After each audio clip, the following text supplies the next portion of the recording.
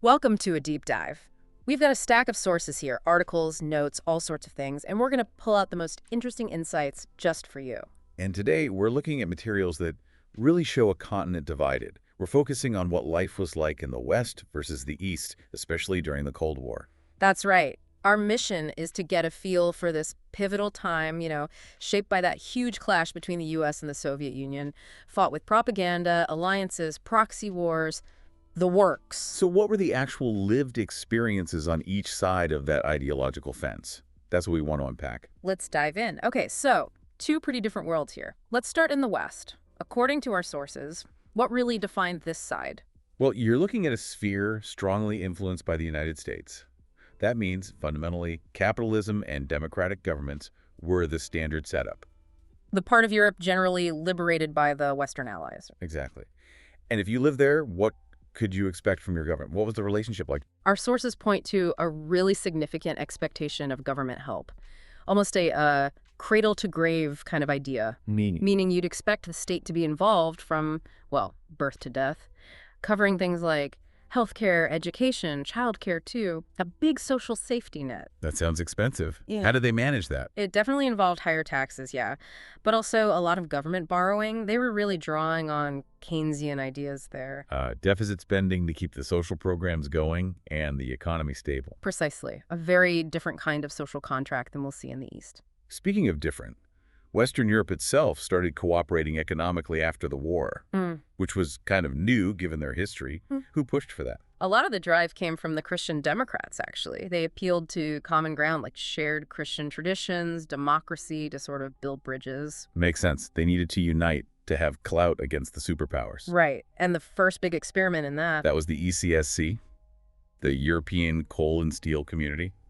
Pretty specific focus. Just coal and steel. Yeah, initially just trading coal and steel between the member countries. Control the materials of war together.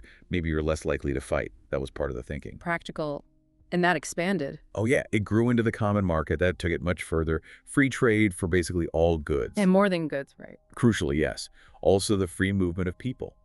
So you could, in theory, move, work, study more easily across those national borders. So this cooperation wasn't just talk. It really changed things on the ground. Yeah. And its overall importance. Pretty huge. It created the second largest trading bloc in the world. It gave these countries collective economic weight they wouldn't have had alone against, the U.S. and the USSR. Okay, beyond the big economic picture, how did this translate to everyday life, the standard of living? Well, life in the West during this period was generally marked by growing wealth, abundance, a rising standard of living for many.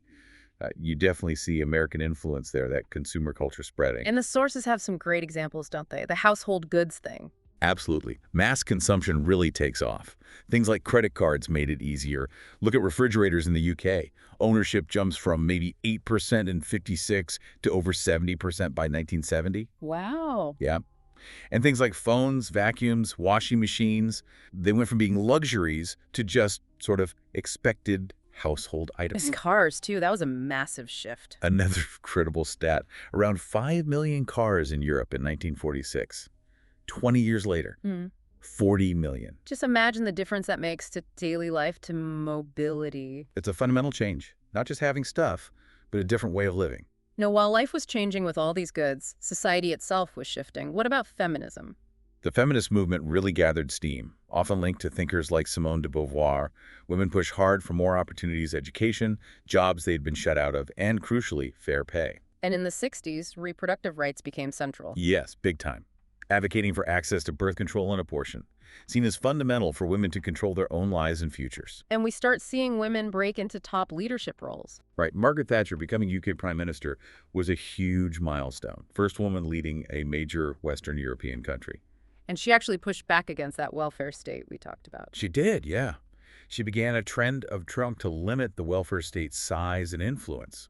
Quite a shift. And she became a kind of model, inspiring other female leaders across Europe later on.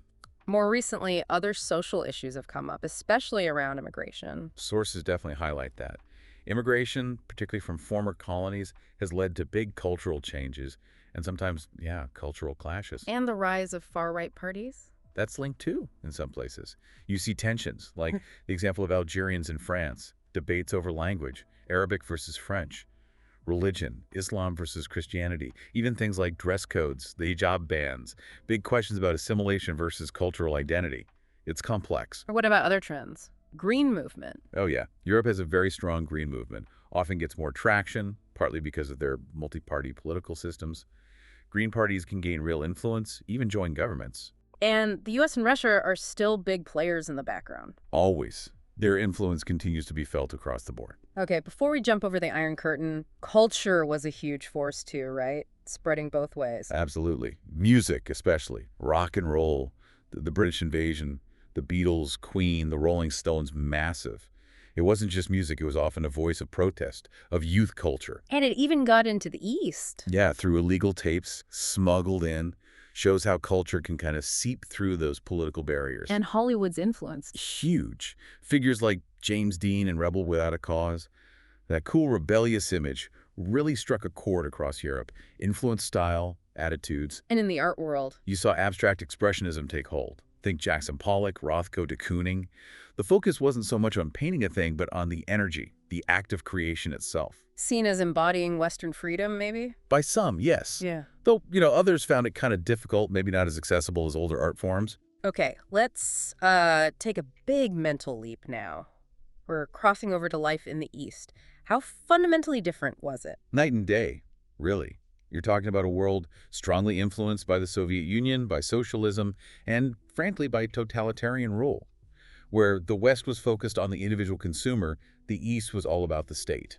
And what did that state-centered life mean for ordinary people? It meant a lot less freedom. Less freedom to move, less freedom of speech, generally a lower quality of life compared to the West. The state controlled almost everything. Things like collectivized agriculture? Yep, farms were state-run, and rigid 5-year plans dictated the economy, mostly heady industry. Very little focus on making things people actually wanted to buy. So those fridges and cars becoming common in the West. Much, much rarer in the East. Consumer goods just weren't a priority. And travel, forget about it for most people. Movement was heavily restricted. The sources say living there was seen as unlucky. That's the word used, yeah. Compared to the relative freedom and prosperity growing in the West, it was a tough existence for many. Let's talk leaders. Stalin's era sets the initial tone. Absolutely. Ironclad control. Sources say no budge. Just total repression, centralized power. But then comes Nikita Khrushchev. He offered some hope for change. He did. Initially, he talked about de-Stalinization, loosening things up, maybe more freedoms, more consumer goods, even peaceful coexistence with the West. It sounded like a thaw. But his actions didn't always match the rhetoric. Not at all. I mean, in 1961, he built the Berlin Wall. Its main purpose was literally to keep East Germans in, stop the brain drain of skilled people escaping to the West. And Hungary in '56. He crushed their uprising when they tried to leave the Soviet sphere. Sent tanks in, a very clear message. Challenge Soviet control, and you'll pay the price. So much for more freedom. He was also central to the Cuban Missile Crisis, maybe the closest the world came to nuclear war. October 1962, yeah. Terrifying moment. Soviet missiles in Cuba, U.S. blockade. Eventually, he and Kennedy reached a deal. Soviets pull missiles from Cuba. And the U.S., secretly at first, pulled its missiles out of Turkey. A mutual stand-down. But it didn't look great for Khrushchev back home. Which contributed to him being replaced. Partly, yes. The feeling in the Kremlin was that maybe Kennedy had outplayed him, that he looked weak. Shows you the internal politics were brutal. So who followed Khrushchev? Leonid Brezhnev. And under him, things snapped back. A lot of Khrushchev's reforms were undone. Policy started looking a lot more like Stalin's again. And he introduced the Brezhnev Doctrine. Right, basically codifying the idea that the USSR had the right to intervene, militarily if necessary, to keep communist regimes in power in Eastern Europe. No country could leave the socialist camp. He also got the Soviet Union bogged down in a war. Afghanistan. Starting in 1978, they went in to prop up the communist government there. It turned into a disaster. A huge financial drain. Massive. Sources call it a major blunder. Unlike the U.S. and Vietnam, the Soviet economy just couldn't sustain that kind of long, expensive conflict. It really bled them dry. Which sets the stage for the last Soviet leader we're discussing, Mikhail Gorbachev.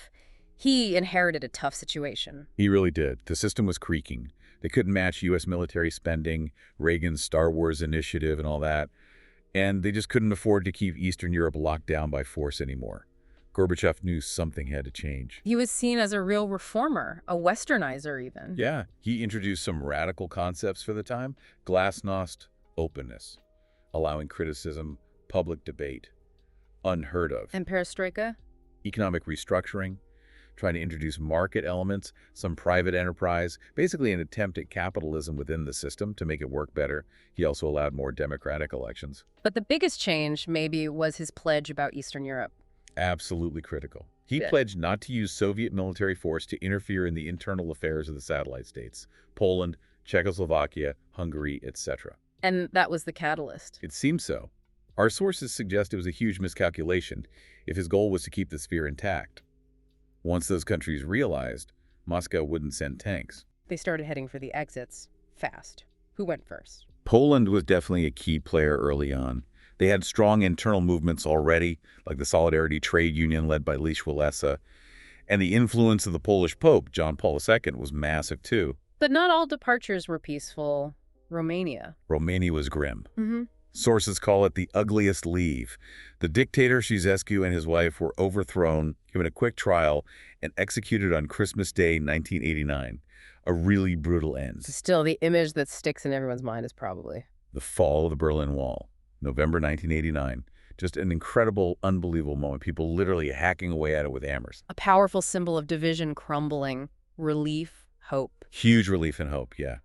Though still dangerous for people trying to get across, even as it was coming down. And then the Soviet Union itself unraveled. Astonishingly quickly after that, yeah. Yeah. It broke up into 15 separate countries, Yeah. and Russia, the biggest piece, had a really rough transition. Trying to switch to capitalism and democracy overnight. Exactly. They tried to privatize state industries, give people shares, create a market.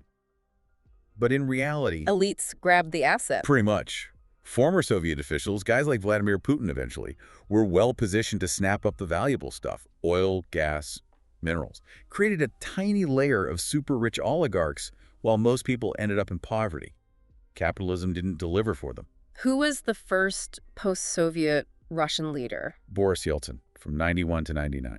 Elected in what's seen as Russia's most genuinely democratic moment post-USSR. A bit erratic, maybe. Described as a goofball in one source. Yeah, but genuinely elected. Though under him, Russia also started getting more assertive towards its neighbors, the former republics. And then came Putin. Vladimir Putin, who's dominated Russian politics for, almost 25 years now. And sources point to a decline in democracy under him. A gradual decrease in democratic elections is how it's put. Less political freedom. And obviously, under his leadership, the full-scale invasion of Ukraine started in 2022. Seen by some as restoring Russian pride, but life is hard for many. That's the picture. While he projects strength, many Russians struggle with basic infrastructure, roads, schools, healthcare, and there have been challenges to his rule, attempts to remove him. A very complex and globally significant figure. Wow. Okay, that's quite a journey through those two worlds our sources laid out. The West, with its growing prosperity, welfare states, consumerism. Built on that post-war cooperation, but also wrestling with social changes like feminism and later the challenges of immigration. And then the East, so different. State-controlled, limited freedom, defined by leaders like Khrushchev, Brezhnev, and Gorbachev, trying or failing to manage a system under immense pressure. Until it finally collapsed, leading to the messy transitions we still see the effects of today, especially in Russia. Understanding this history really does shed light on today's world, doesn't it? The roots of current conflicts, alliances, debates about government. Absolutely. It's essential context for making sense of where we are now. So as you think about all this, here's a final thought. The Berlin Wall was built to keep people in the East. The West offered, relatively speaking, more freedom and opportunity. Yet when people do move west from different cultures, we sometimes see friction and debates about integration. How do societies east, west, anywhere really strike that balance between wanting government support and security versus individual liberty and the hard truths of economics? Something to mull over.